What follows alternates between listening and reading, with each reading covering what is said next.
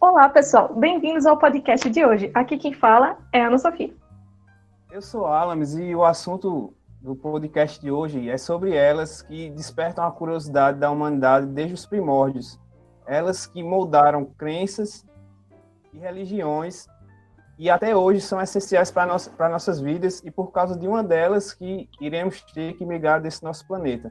Nosso foco de hoje é sobre a física das estrelas. Bom dia, boa tarde, boa noite a todo mundo que está escutando. Eu me chamo Lidiane, eu faço mestrado em Física Aplicada na UFRPE e hoje vamos ter o prazer de receber o professor Antônio Carlos Miranda. Ele que é bacharel e licenciado em Física, mestre em Física e doutor em Astrofísica. Atualmente ele é professor associado da Universidade Rural de Pernambuco. Ele coordena o curso de férias Novos Talentos. Foi coordenador da Semana de Ciência e Tecnologia. Ele também é coordenador do projeto de extensão da UFRPE, que é o projeto intitulado como Desvendando o Céu Austral, que tem como foco ciência e inclusão social. Coordena também a Semana de Popularização da Ciência do Semiárido Brasileiro. E, por último, não menos importante, é coordenador do curso de especialização em ensino de astronomia e ciências afins, na modalidade de educação à distância da UFRPE. Ele tem experiência na área de astronomia, com ênfase em astrofísica estelar, atua principalmente nos temas de ensino de ciência, ensino de física, ensino de astronomia, extensão universitária, divulgação científica e popularização da ciência. Professor, muito obrigado pela sua presença aqui para tratar sobre esse assunto muito interessante com a gente, que é a física das estrelas. E para começar, o senhor trouxe uma apresentação e a gente queria que o senhor começasse falando sobre como as estrelas nascem, suas características e por aí vai. Obrigado e parabéns pela iniciativa. Uma estrela é um objeto celeste que tem um ciclo de vida. Na astrofísica nós falamos, a estrela nasce, evolui, morre e deixa um cadáver. Uma estrela nasce a partir de uma nuvem, de uma nebulosa, de um gás, que também é chamado de meio interestelar. Todas as estrelas do passado, as atuais e a do futuro, nascem pelo mesmo processo. O processo de nascimento de uma estrela é único. Tendo um gás disponível, os processos físicos atuam. No nosso universo, o gás disponível é o gás do hidrogênio. Por vários fatores, desde a origem do universo, o chamado Big Bang, a evolução das partículas elementares, num determinado momento da vida do universo, ele era uma supernuvem de gás hidrogênio. Então, esta é a matéria-prima para o surgimento das estrelas. Considerando-se uma nuvem de gás hidrogênio no espaço, os átomos de hidrogênio que são nêutrons, a força predominante que atua nessa nuvem de gás é a força de atração gravitacional.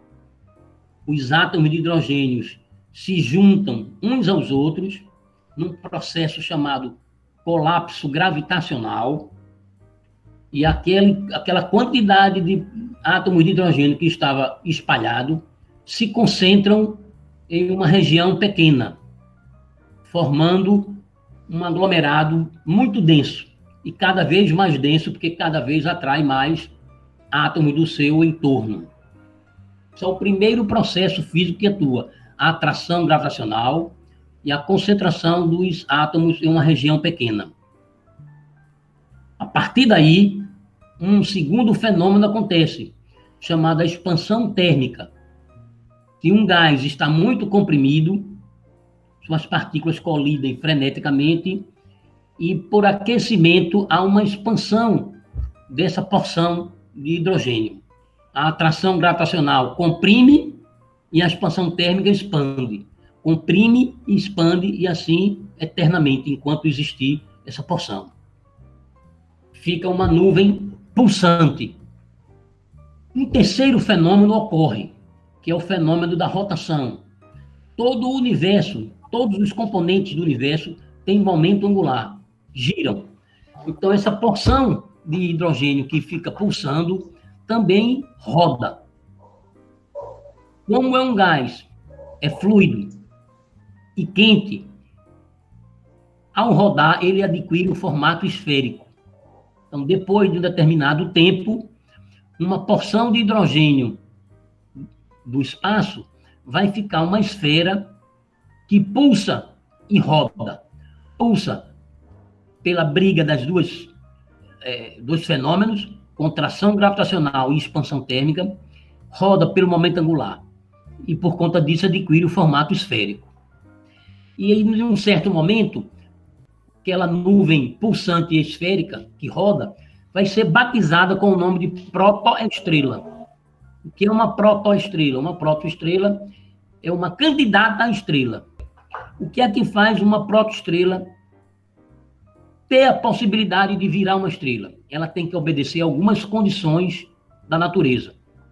E aí estão duas condições. A temperatura tem que ser acima de 100 kelvins e o número de partículas tem que ser 10 elevado a 57 átomos que se agrupam. Menor do que essas duas condições, a protoestrela não tem a menor condição de virar uma estrela. E essa protoestrela, como eu falei, que pulsa e roda, ela vai passar por estágios até se transformar numa estrela. Esta imagem que está aí mostra uma sequência de estágios que vai fazer com que a protoestrela evolua e se transforme numa estrela. Nós falamos comparativamente que é a gestação que vai fazer a protoestrela se transformar numa estrela, vai nascer o bebê estrela. Então, aqui está mostrando o estágio 1, que dura 2 milhões de anos. A nuvem da protoestrela vai cada vez aumentar mais, que vai atrair mais átomos em sua volta. O segundo estágio, que dura 30 mil anos, a parte central fica mais densa e mais quente, e a parte externa mais rala, vamos chamar assim. O terceiro estágio, que demora 100 mil anos, pelo efeito da rotação, ele fica com um formato de um disco com um bojo no meio, como se fosse, imagina um ovo frito, né? A parte plana e o centro esférico. E o último estágio, que demora 10 milhões de anos, a parte central, ela comprime o núcleo, apenas no núcleo, com uma pressão e uma temperatura tão grande que acontece um fenômeno especial. Esse fenômeno é a fusão termonuclear. A protoestrela só se transforma em estrela quando ocorre o primeiro processo de fusão. Quando tem a primeira fusão, a gente diz, é o choro do bebê estrela. Então, não é mais uma protoestrela e é uma estrela devido ao primeiro processo de fusão. O senhor falou aí do processo da protoestrela se transformar na estrela. No caso de a protoestrela não se transformar numa estrela, ela se transforma em quê? Fica uma protoestrela permanente? Ela fica eternamente como uma protoestrela, podendo, se tiver ao lado de uma estrela grande, virar um planeta orbitando em torno da estrela. Um exemplo clássico e famoso é o planeta Júpiter. O planeta Júpiter é uma protoestrela, não vai gerar fusão no seu núcleo nunca, porque não tem massa suficiente, e é um planeta. Né? O planeta Júpiter, ele é um híbrido entre planeta e estrela. É uma quase estrela. O planeta Júpiter emprestou o seu nome para um ramo da astrofísica que chama Estudo dos Júpiteres. Bom, então uma estrela fica com esse formato aí. É uma esfera, essas setas azuis indicam a pressão do colapso gravitacional, as setas vermelhas, a expansão da pressão, né, devido à temperatura, e essa esfera, ela roda, ela tem rotação. E o fenômeno da fusão nuclear só ocorre no núcleo, no centro, desse pontinho preto que tem aí na imagem. Não ocorre fusão em outra região. Então, quando ocorre a primeira fusão, nós dizemos que a protoestrela se transformou numa estrela. A gente brinca, diz que a lagarta virou borboleta. Tá? Houve a transformação. Existem vários processos de fusão nuclear. O primeiro processo de fusão nuclear é chamado cadeia próton-próton, ou simplesmente cadeia PP.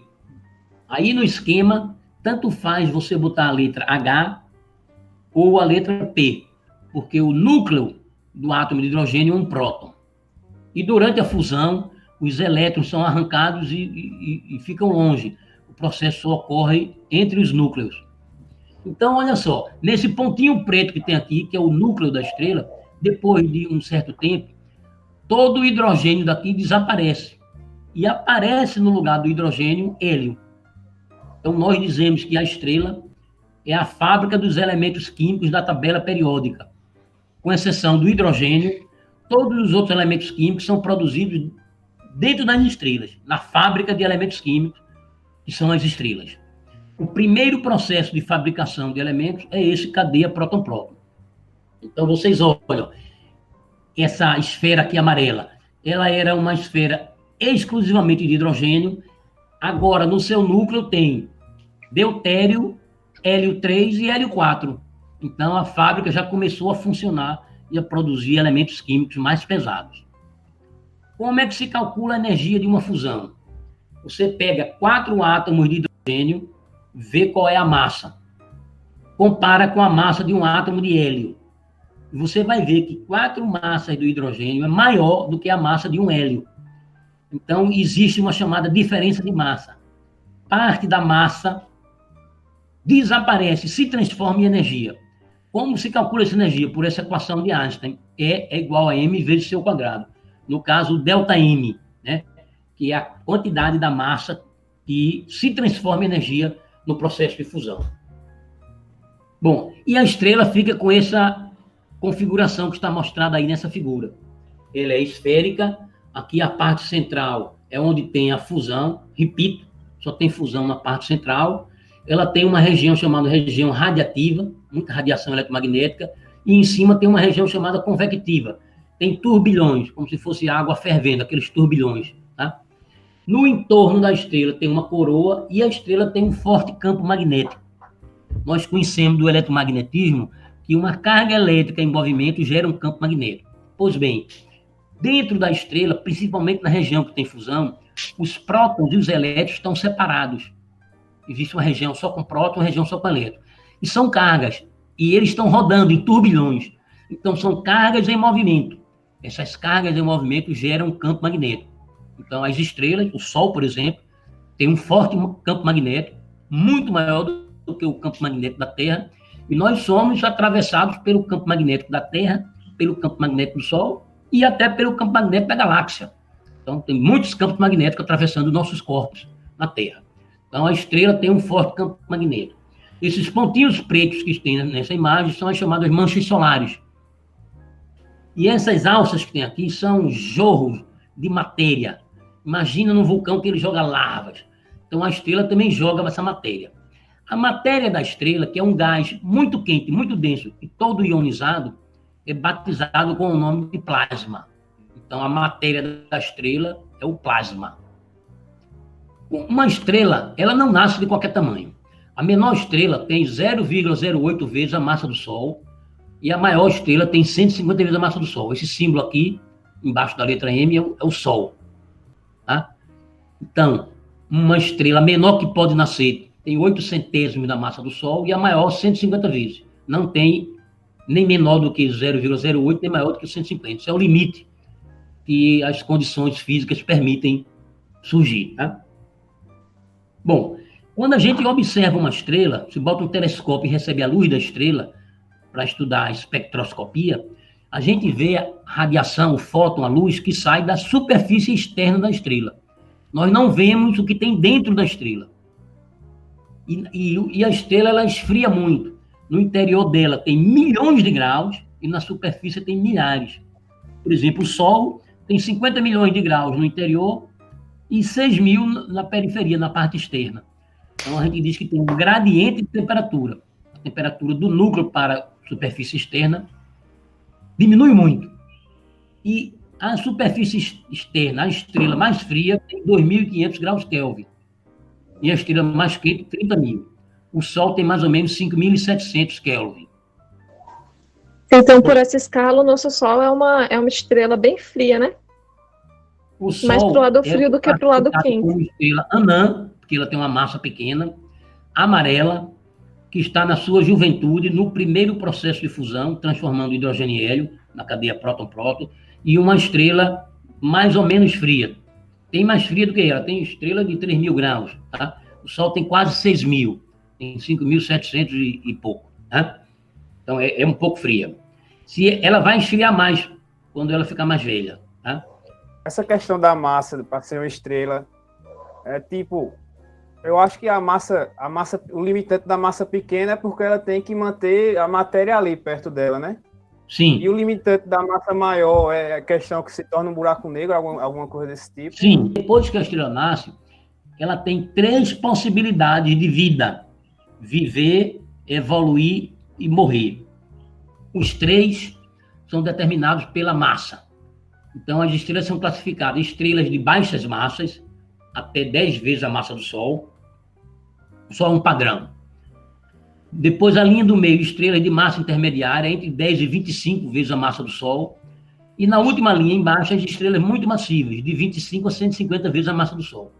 Todas viram protoestrelas e, a partir do momento que ela nasce, dependendo da massa, ela vai evoluir de um tipo. Se está aqui na primeira linha em cima, se for uma estrela com a massa próxima da massa do Sol, ela vai passar pelo primeiro processo de cadeia próton-próton e vai transformar hidrogênio em hélio, como o Sol está fazendo.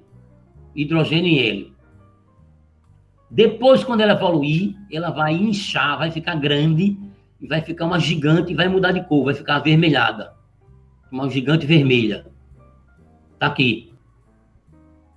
Nesse processo, ela vai produzir um segundo elemento químico, o carbono. Depois, ela passa, fica maior e produz mais carbono. E aí, como ela tem uma massa pequena, ela não produz mais nada. O metabolismo interno dela para. E aí ela começa a morrer. O processo de morte dela tem um nome, um apelido, é chamado nebulosa planetária. Nebulosa planetária é o processo de morte de uma estrela de pouca massa. E quando ela morre, ela vai deixar como cadáver dela uma estrela chamada anã branca. Anã branca é uma estrela do tamanho da Terra, feita exclusivamente de carbono e que fica com a cor branca. Então, esse é o processo de vida de uma estrela de pouca massa. Quanto tempo, mais ou menos, esse processo dura?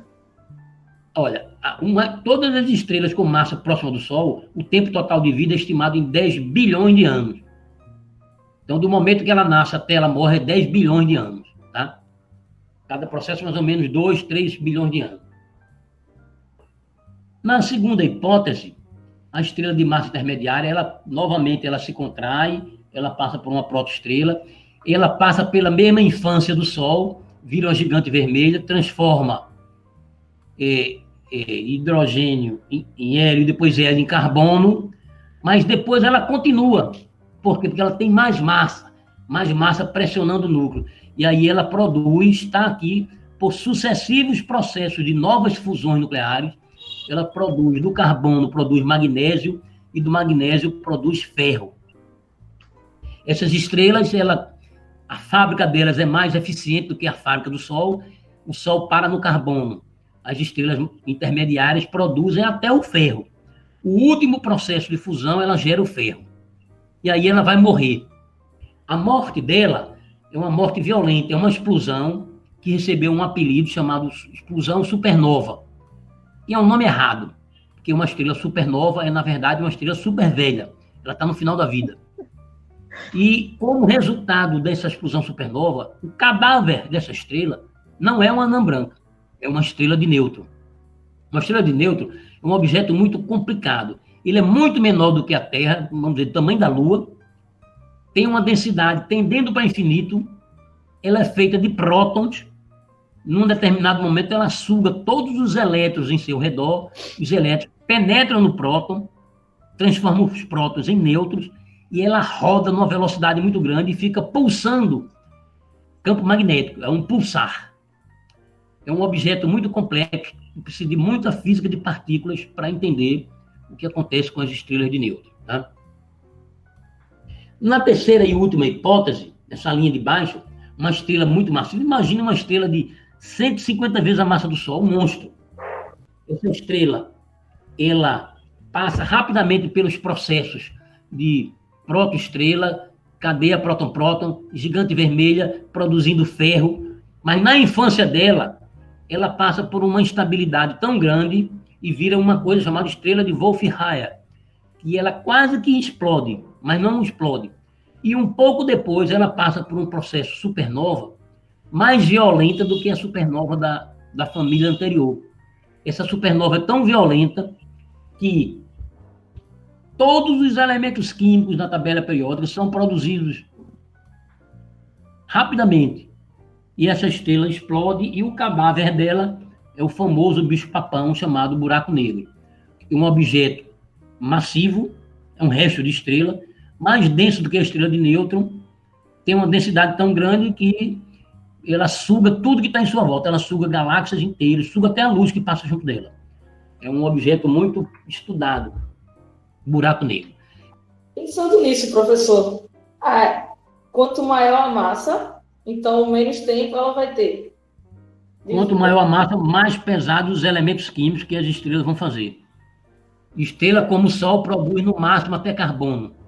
Estrela intermediária produz no máximo até ferro. Estrela é muito massiva, produz tudo, até os elementos transurânicos, tório, urânio, plutônio, todos.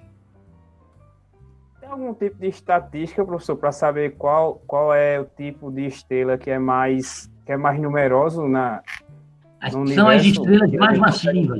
As estrelas menos massivas, como o Sol, são minoria. Ainda bem.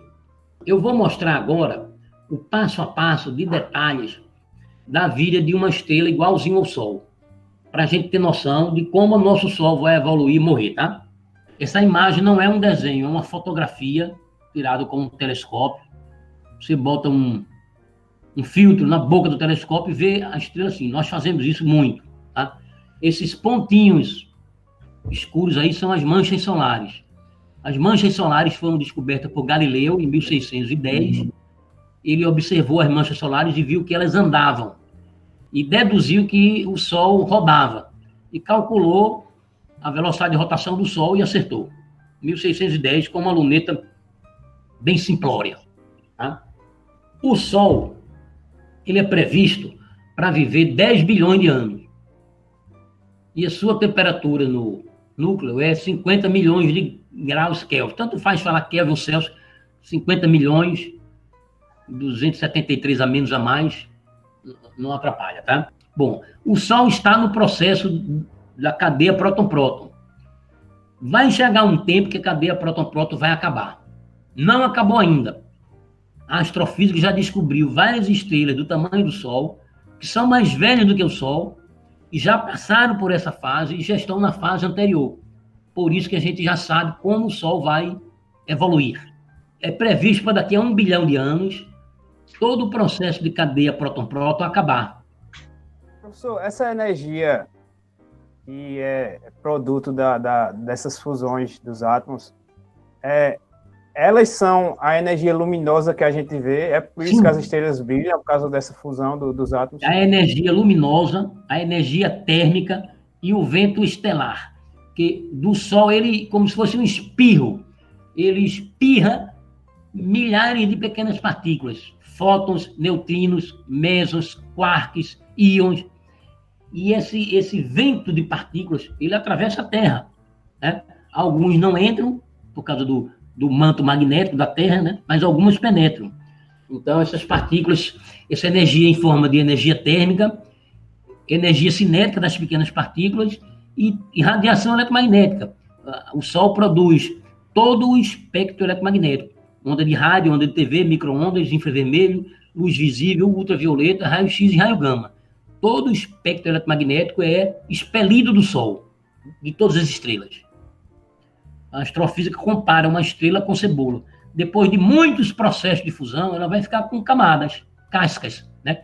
Uma casca de um elemento mais pesado, uma casca de outro elemento mais leve, e assim sucessivamente. Tudo na vida tem limite, na natureza também.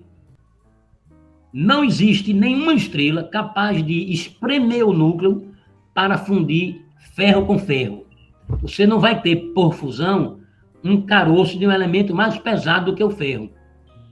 Isso é explicado porque para você gerar fusão, você tem que encostar dois núcleos bem pertinho um do outro, uma distância bem pequena, que a gente chama o comprimento de onda de de Broglie, para poder a força nuclear de atração interagir e gerar fusão, que na última instância é um processo de tunelamento quântico. Mas como é que uma estrela gera os elementos mais pesados do que o ferro? A natureza criou um atalho. Eu brinco muito com meus alunos, eu digo que a natureza deu um ninja, deu um signal e driblou essa dificuldade, já que não existe mais fusão.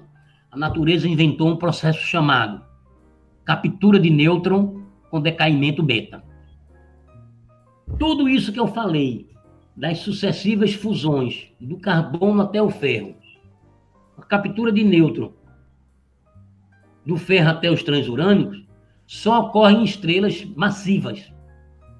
Estrelas magrinhas, raquíticas, como o Sol, não acontece nada disso. Ela vai morrer a partir de agora. Ou seja, a fábrica de elementos químicos de estrelas como o Sol produz apenas até o carbono.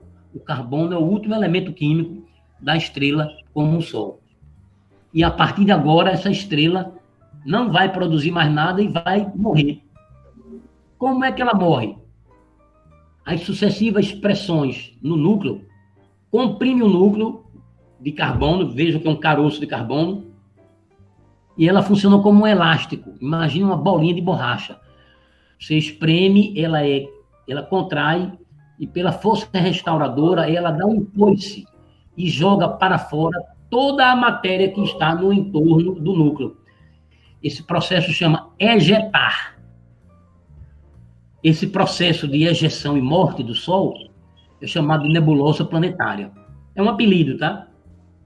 Se você botar no site da NASA nebulosa planetária, aparece fotos de várias estrelas como o Sol que estão morrendo. Professor. Oi. Pensando nesse fenômeno de morte estelar, nosso Sol, por exemplo, quando isso acontecer, dele morrer, não pode acontecer algum colapso gravitacional devido a essa força intensa e a pressão? Não, o inverso do colapso, ela joga para fora, como roda, isso é um efeito de centrifugação, tudo isso é lançado para fora, é quase como uma granada explodindo. Gente, quando isso acontecer com o Sol, não se preocupem com a Terra, viu? Porque muito antes disso acontecer, o Sol vai engolir e torrar a Terra. Então, daqui a quanto tempo, professor, o Sol se torna uma nebulosa? Olha, o Sol vai inchar, vai ficar uma gigante vermelha, vai engolir Mercúrio, Vênus e Terra daqui a 1 bilhão de anos. E esse processo de nebulosa planetária, essa morte aí, é daqui a mais 3 bilhões de anos. Então é bem depois de torrar a Terra. Os nossos tataranetos devem estar morando no outro planeta e observando o Sol morrer com um telescópio. A gente espera, né? Tem 1 bilhão de anos ainda para isso acontecer. Tem. Eu vou estar bem velhinho. Tá? Se você olhar para o céu e procurar uma constelação chamada Cão Maior, você vai ver uma estrela chamada Sírius. Sírius é chamada a estrela que brilha mais em todo o céu noturno. E brilha mais. Se descobriu que Sírius não é uma estrela só, era um sistema duplo de estrelas. E uma delas, a chamada Sírius B, ela era do tamanho do Sol, já morreu e é um caroço de carbono. É um cadáver de uma estrela igual ao Sol. Olha que bacana. A outra não, a outra é uma estrela grande que continua viva. Fica anã escura. Anã escura é uma bola de carbono do tamanho da Terra, frio e denso no espaço, vagando perdido no espaço. Se ninguém colidir com ela, nem for engolido por nenhuma estrela, ela fica eternamente vagando no espaço. É o cadáver do Sol. Uma curiosidade, como é carbono, ela pode ter 2 tipos de estrutura. Ela pode estar no formato de grafite ou no formato de diamante, e existem as duas no espaço. Uma curiosidade. É o cadáver da estrela, o Sol. Bom, eu botei isso aqui para pedir que quem estiver assistindo procure depois estudar o que é captura de nêutrons com decaimento beta. Tá? Isso tem muitos livros de astrofísica, de evolução estelar. Se você botar na internet evolução estelar, aparece um monte de livro da USP de São Paulo, do Instituto de Astronomia. Eles disponibilizam em PDF muitos livros sobre a física das estrelas. É um assunto muito bacana, tá? Porque nos interessa muito conhecer o Sol. Porque o Sol influencia a vida, o Sol gera fotossíntese, vitamina D na gente, né? O Sol gera câncer, influencia as telecomunicações, o clima dos oceanos, as eras glaciais, tudo tem a ver com o Sol. Então, o Sol ele é multidisciplinar. Então, é um objeto muito estudado, tá? Professor, falando de Sol e objeto muito estudado, quais são os objetos que a gente usa para fazer esse tipo de observação? E como é que a gente tira essas medidas de temperatura? Toda observação astronômica é feita através dos objetos tecnológicos, nós chamamos de observatórios ou telescópios. Existe telescópio na Terra e no espaço. No espaço não é apenas o Hubble, não. Tem muitas sondas com telescópios fazendo observação de vários objetos do céu.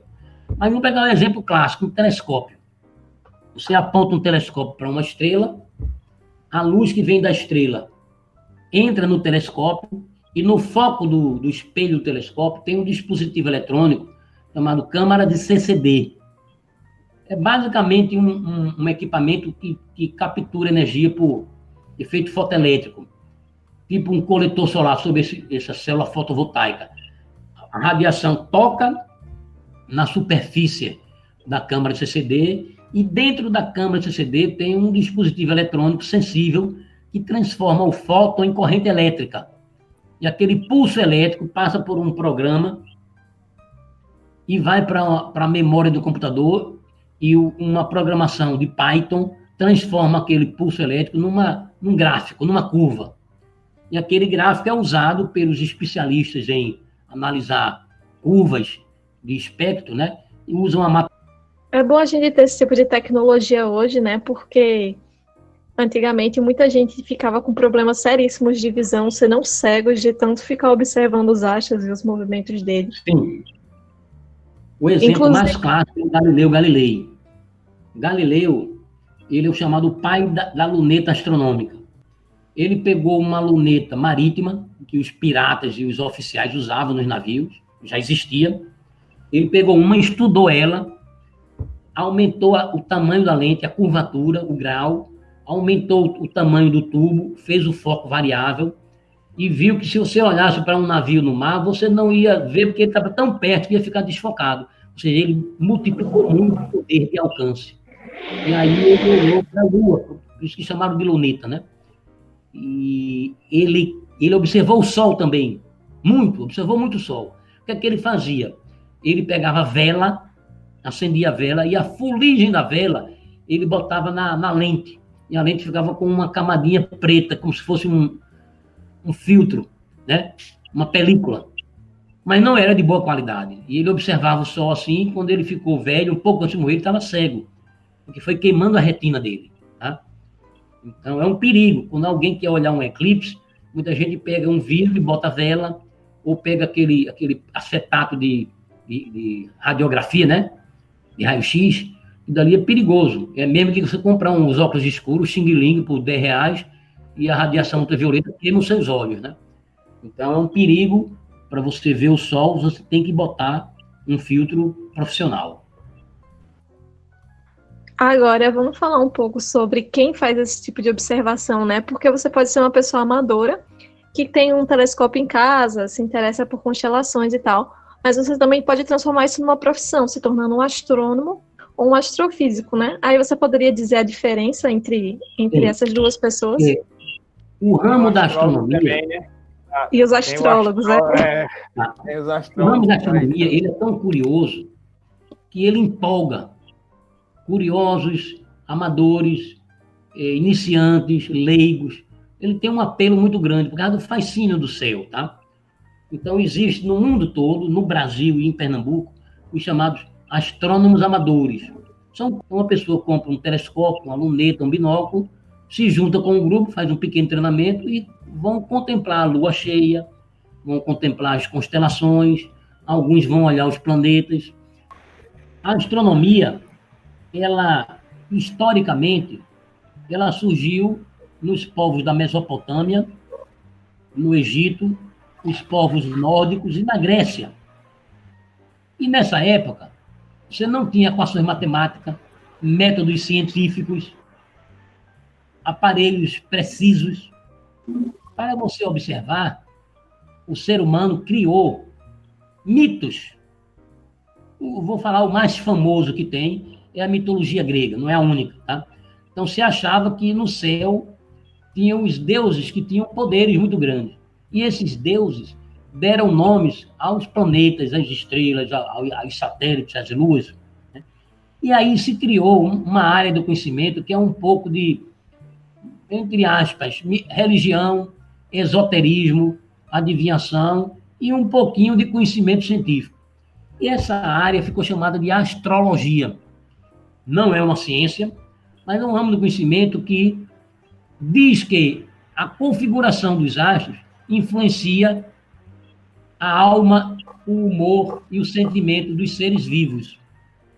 Então, a astrologia, num determinado momento, se confundia com a astronomia, que era o astrólogo que olhava para o céu e dizia o movimento de planeta, do Sol, da Lua, da constelação, fazia previsão de calendário. Aí se criou uma confusão entre astrônomo e astrólogo.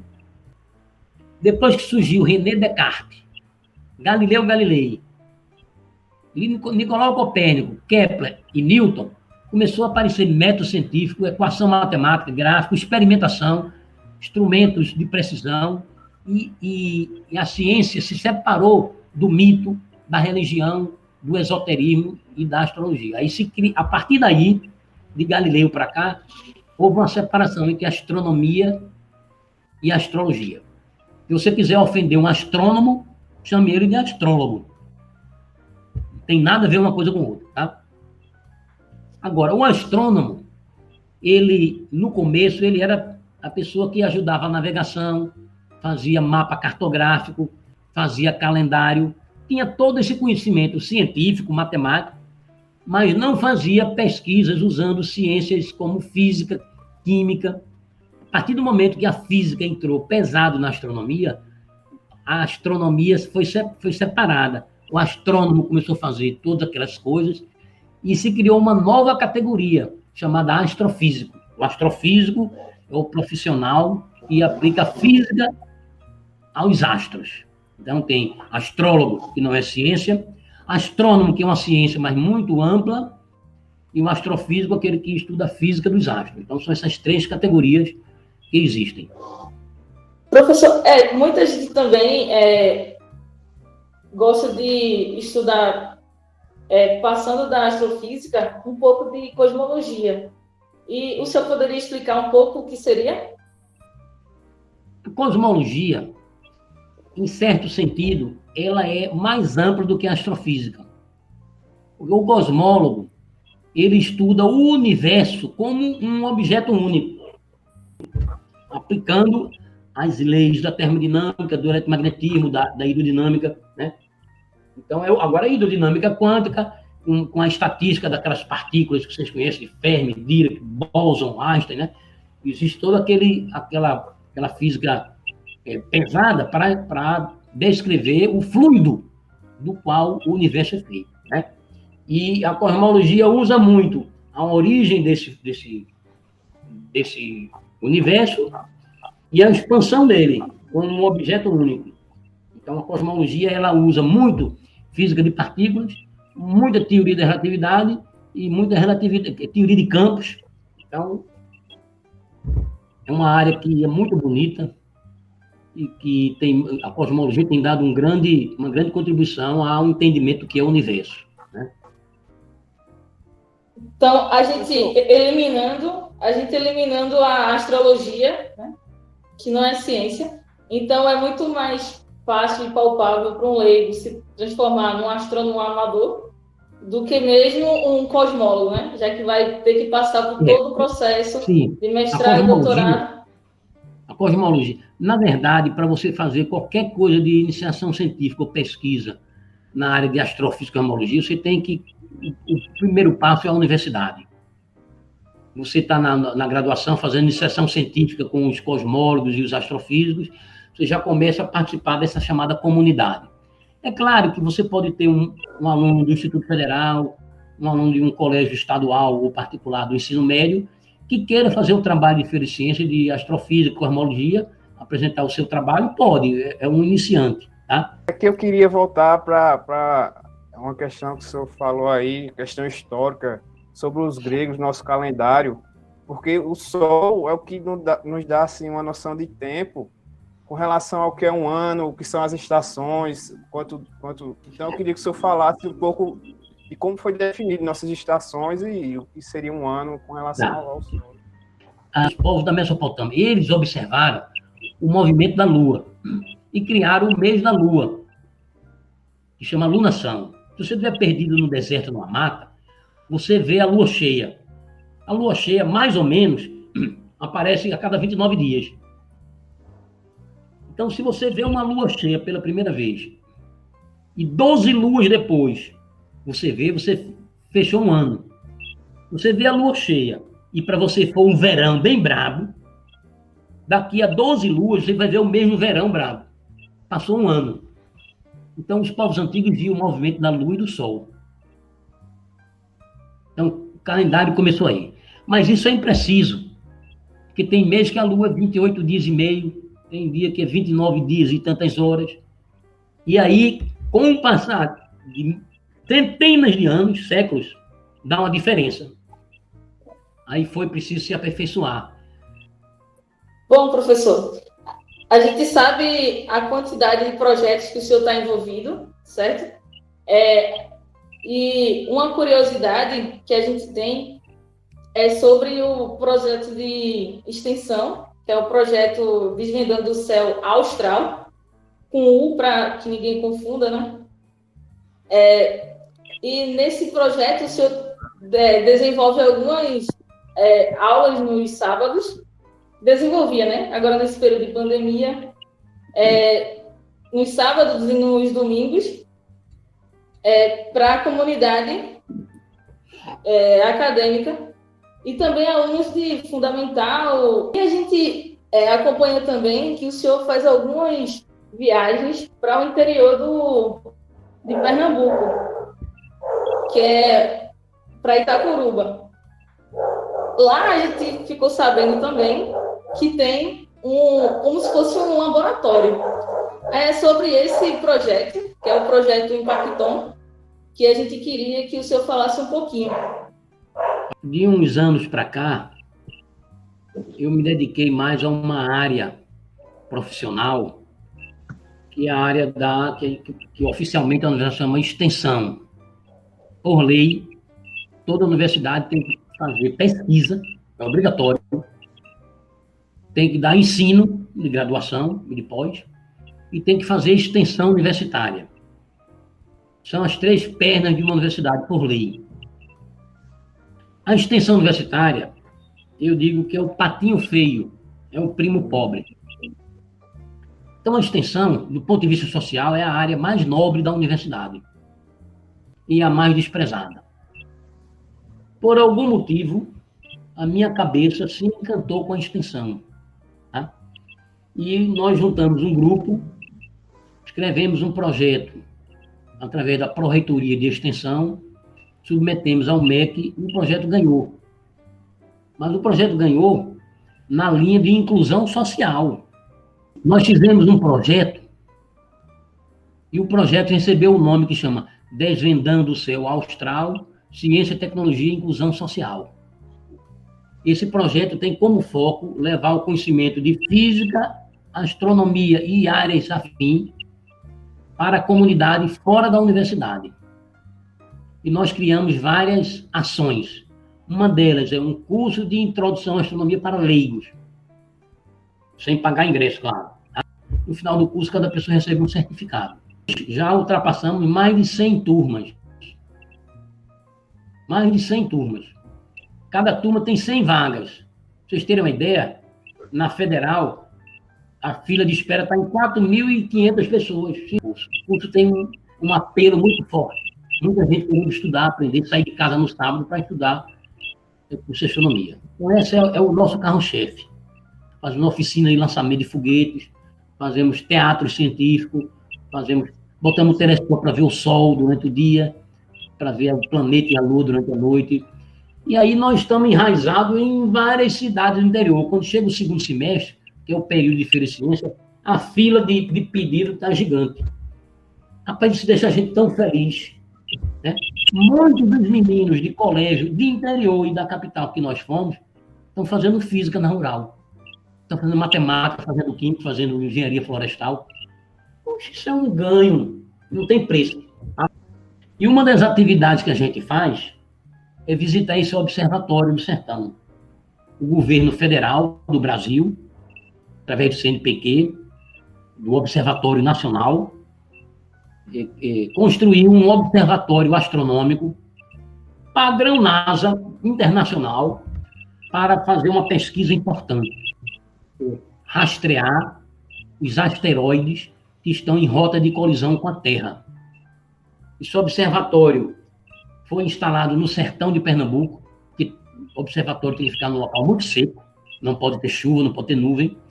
Foi instalado na cidade de Itacuruba, começou a funcionar em 2010, esse ano está comemorando 10 anos, é fechado, ninguém pode visitar, porque é pesquisa para valer, observação, né? Mas o grupo que pesquisa, que são duas mulheres, duas pesquisadoras, a doutora Daniela Lázaro e a doutora Terezinha Rodrigues, elas abrem o observatório 2 vezes por ano, chamando o povo para conhecer, passar o dia lá, elas dão palestras, ligam, abrem a cúpula, né? A gente observa a noite do sertão, que é linda. Então, 2 vezes por ano, elas abrem o observatório e convida quem quiser ir visitar. Um projeto espetacular, professor. Para quem quiser conhecer mais ou até se inscrever no Desvendando o Céu Astral, como é que faria? Nós temos Instagram e Facebook, bota Desvendando o Céu Astral. Os monitores que organizam. Eu quero dizer que nem eu tenho bolsa, nem gratificação, nem os monitores têm bolsa, né? Eu não quero nada para mim, quero para os monitores, né? Mas eu acho que a gente merecia ter uma bolsa. Por quê? Porque a extensão não tem muito prestígio, né? É uma pena, né? Mas a gente faz porque a gente curte muito. E digo para vocês que a maioria das cidades e das escolas que nós vamos, nós não temos ajuda financeira nem transporte da universidade. Nós vamos no famoso Astromóvel, que é o meu carro. Mas o projeto ganhou um prêmio nacional. Ganhamos um prêmio nacional como o melhor projeto de divulgação científica do Brasil. E nós fomos homenageados pela Câmara de Vereadores como destaque da educação. Nós conseguimos aprovar 2 leis. Nós escrevemos o projeto de lei, a Câmara de Vereadores do Recife e a Assembleia Legislativa de Pernambuco votaram 2 leis, uma criando o Dia da Astronomia do Recife e outra criando o Dia da Astronomia de Pernambuco. As 2 leis com o mesmo dia, que é 20 de setembro, em homenagem ao astrônomo Jorge Marggraf, que foi um astrônomo que veio da comitiva de Maurício de Nassau. Em 1638, construiu em Recife o primeiro observatório astronômico das Américas e todo o hemisfério sul, e o prédio ainda está lá, no Recife Antigo. Um dos maiores astrônomos da história, e foi em Recife. Muito bom, professor, ver projetos como esse que mostram que é possível você fazer a ponte da universidade e da sociedade, né? O retorno tão esperado que as pessoas precisam. E é com inspirações como essa sua que a gente também tenta trazer esse conteúdo e mostrar para o pessoal, tentar trazer de forma acessível ao grande público, coisas que a gente pode ir na academia, né? A universidade faz muita coisa para o povo, mas precisa fazer muito mais, viu? Tem gente tem criança de colégio que quando entra na universidade tem vergonha de entrar no departamento de física, no laboratório de química, que acha que aquilo dali é um templo, uma igreja sagrada, porque não se sente dono daquilo. Não se sente dono. Então, quer dizer, se a universidade fosse aberta, o povo entrar, entra, povo, isso é teu. Pega o menino da rua e diz, entra aqui, vai no laboratório de química, faz o experimento. Vai ali ver o hospital veterinário, vai ali na florestal, vai no departamento de física, liga lá um laser, vê como funciona, o cara ia dizer, puxa vida, o menino até gostar de estudar um pouco mais. Mas não, a universidade é um templo. A gente tem que derrubar esse muro e botar o povo para dentro. Professor, muito obrigada pela sua participação. Em algum próximo podcast, você com certeza vai ser chamado de novo. Obrigado de novo por ter dedicado o seu tempo para a gente.